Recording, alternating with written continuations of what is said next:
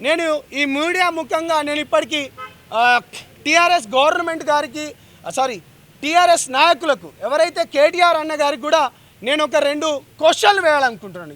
నేను ఈ తెలంగాణ బిడ్డ కావచ్చు, లేకపోతే ఒక గిరిజన బిడ్డ కావచ్చు, పేదల పక్షాన కొట్లాడే విధంగా ఇప్పటికీ అభిషేక్ అనేవాడు కూడా ఎవడైతే ఉన్నాడో సుమన్ టీవీ రోషన్ వాళ్ళతో కూడా మేము మాట్లాడించడం జరిగింది.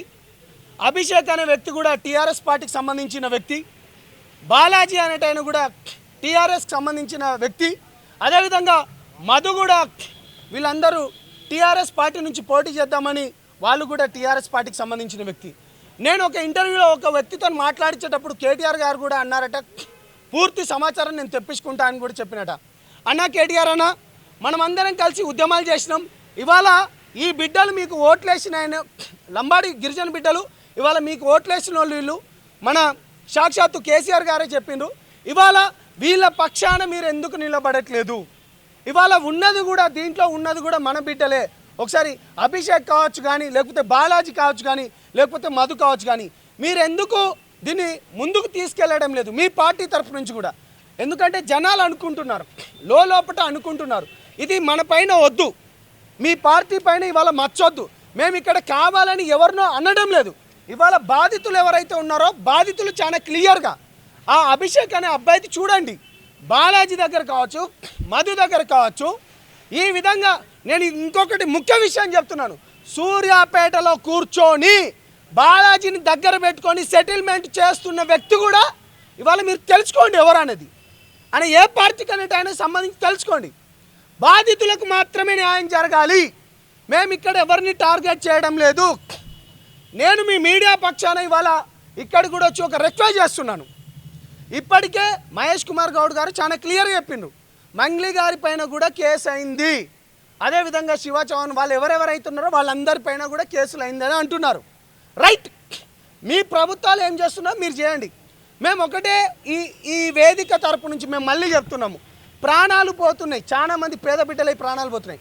నేను మంగ్లీ గారికి ఒక రిక్వెస్ట్ చేస్తున్నాను, అదేవిధంగా గిరిజన సంఘ నాయకులకు ఎవరైతే నాకు ఎవరైతే కాల్ చేసిండ్రో నా పెద్ద మనుషులకు కూడా భాయ్ బియాన సేన్ రామ్ రామ్, నేను మీకు కూడా ఒకటి రిక్వెస్ట్ చేస్తున్నాను. పేద బిడ్డల దగ్గర నుంచి వచ్చిన డబ్బులన్నీ మిస్యూజ్ అయిపోయి వాళ్ళందరూ చావులకు దగ్గర అవుతున్నారు. నిజంగానే మనం కూర్చొని మంగ్లీ అక్కకు నేను స్వాగతిస్తున్నాము, మంగ్లీ అక్క నువ్వు రా, నువ్వు మా బిడ్డవి, నువ్వు మా దగ్గర ఉన్నానివి, వాళ్ళతో మాకు సంబంధం లేదనుకున్న ఫోటోలు తీసినాం, వీడియోలు తీసినాం, ఒకటే ఫోటో అన్న కాడ మిరపతోట ఫోటోలు కూడా తీసినాం, మీ ఇంట్లో మధుగాడు వచ్చింది కూడా తీసేద్దాం, ఇవన్నీ పక్కన పెట్టేద్దాం.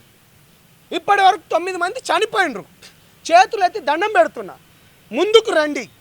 డబ్బులు ఎక్కడెక్కడ ఉన్నాయో నేను ఇవాళ జనసేన పార్టీలు ఉన్నా కదా, నాకు ఆంధ్రప్రదేశ్ నుంచి కూడా నాకు కాల్ రావడం జరిగింది. నాకు ఎక్కడైతే ఉందో గుత్తి ప్రాంతంలో కూడా ఎవరైతే వీళ్ళు ఏంటది గోకులనంద ఇన్ఫ్రా పేరుతోని ల్యాండ్ కూడా తీసుకున్నది కూడా మా పార్టీకి ఎవరైతే మార్కెట్ కమిటీ డైరెక్టర్ ఎవరైతే ఉన్నారో వాళ్ళు కూడా కాల్ చేయడం జరిగింది. చాలా స్పష్టంగా భూములు కొన్నారు వీళ్ళు, ఎక్కడ పడితే ఇబ్బడి ముబ్బడి భూములు కొన్నారు. ఆ భూములో కూడా 20 రోజుల క్రితం బోర్డు ఉండేట, ఇప్పుడు అది బోర్డు కూడా లేదట. దయచేసి చేతులెత్తి నమస్కరిస్తున్నారు నా జాతి పెద్దలకు కావచ్చు, కానీ నేను స్వాగతిస్తున్నాను. ఇక్కడ మాకు ఎటువంటి లేవు, మంగ్లీ గారికి మేము స్వాగతిస్తున్నాం.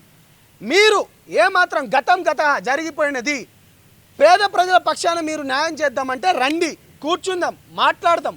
జరిగిందేదో జరిగిపోయింది, వీళ్ళకి న్యాయం జరగడానికి మేము ముందుంటామని మీరు వస్తే మీతో కలిసి మనం ముందుకు నడదాం, వీళ్ళకి సత్వర న్యాయం జరగాలని కోరుకుంటున్నానండి.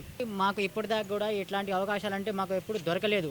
ఇంకోటి వాళ్ళు ఒక 1 year నుంచి కూడా మమ్మల్ని మబ్బి పెట్టారు, ఇస్తాం మీరు బయటికి వెళ్ళకండి, ఈ ఇష్యూ బయటికి రావద్దు అని చెప్పి, అట్లా బయటకు వస్తే మీకు రూపాయి కూడా రావని చెప్పి మమ్మల్ని బెదిరించారు. ఎవరైతే బాలాజీ ఎవరైతే మధురో వీళ్ళు మమ్మల్ని బెదిరించారు కాబట్టి ఇప్పుడు దాకా మేము బయట చెప్పలేదు. వాస్తవానికి ఏంటంటే ఈ బాలాజీ అనే క్యాండిడేట్ మన పియపల్లి మండలం నుంచి జెడ్పీటీసీ కూడా టీఆర్ఎస్ తరఫున పోటీ చేద్దామని చెప్పేసి కూడా అన్నాడు. ఆయన ఆల్రెడీ మన రవీందర్ కుమార్ అనుచరుడే, ఈ మధు అనేట ఆయన కూడా ఆయన అనుచరుడే. అభిషేక్ కూడా బీఆర్ఎస్ పార్టీలో ఒక కార్యకర్త, ఒక లీడరే. ఇప్పటికి ఇది 1 year అవుతుంది, 9 మంది చనిపోయారు ఈ ఇష్యూ వల్ల. ఇప్పుడు దాకా మా స్థానిక ఎమ్మెల్యే ఎవరైతే బాలనాయక్ గారు ఉన్నారో ఇప్పుడు దాకా దీని మీద అసలు స్పందిస్తలేరు. బీఆర్ఎస్ పార్టీ అనేక నియోజకవర్గాల నుంచి సపోర్ట్ చేసిండ్రు, నేను వాళ్ళని అనట్లేదు, నేను చాలా క్లియర్గా వాళ్ళని అనట్లేదు. నేను ఏమంటున్నానంటే అది చెప్తాను. ఇది స్థానిక ఎమ్మెల్యే రవీందర్ నాయక్ గారిది ఉన్న అభిషేక్ ఇతని పైన కేసు కూడా అయింది. ఒక్క నిమిషము, ఇతని పైన కేసు కూడా అయింది. ఎందుకు మాట్లాడట్లేదు? నేను చాలా క్లియర్గా ఇతన్ని అడుగుతున్నాను. ఎవరిని? ఆ ఎమ్మెల్యే ఎవరైతే ఉన్నారో, ఆగండి, ఆ మాజీ ఎమ్మెల్యే. నేను ఇదంతా వీడియో చూపిస్తున్నాను, అతను ఇప్పటి వరకు ఎందుకు చేయట్లేదు? దాని తర్వాత ఇంకోటి చూపిస్తా. ఇగో ఇది బాలాజీ నాయక్, చెప్తా. ఇగో ఇది బాలాజీ నాయక్. ఒక్క నిమిషం ఆగ్రా భయ్. ఇదంతా బాలాజీ నాయక్.